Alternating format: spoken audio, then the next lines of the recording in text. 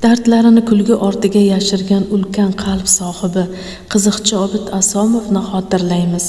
So'z ustasi, aktyor, xonanda va rejissyor sifatida xalq qalbida munosib joy olgan serqirra ijodkor Obid Asomov 22 oktyabr sanasida tavallud topgan.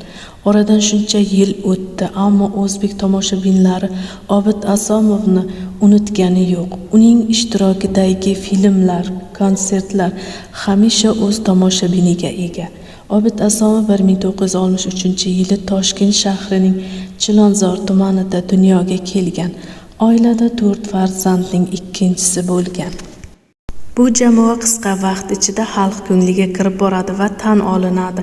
Xalqlar do'stligi san'at saroyida 10 kunlab 2 seansdan konsert dasturini ham taqdim qilishadi. Ko'zguda bir necha yil ijod qilgan Obid Asomovning 1993-yili orzularidan biri ushaladi.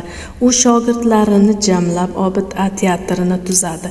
Ushbu ijodiy guruh ham tez orada el e'tiborini qozonadi.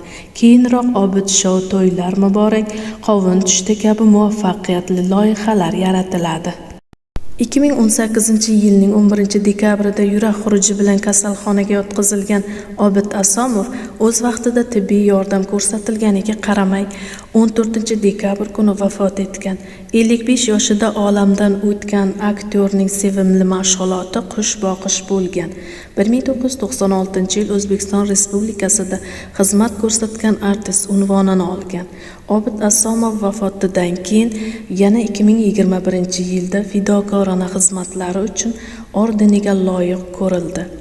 Ordenni qiziqchining qizi Nargiza Ergasheva qabul qilib oladi.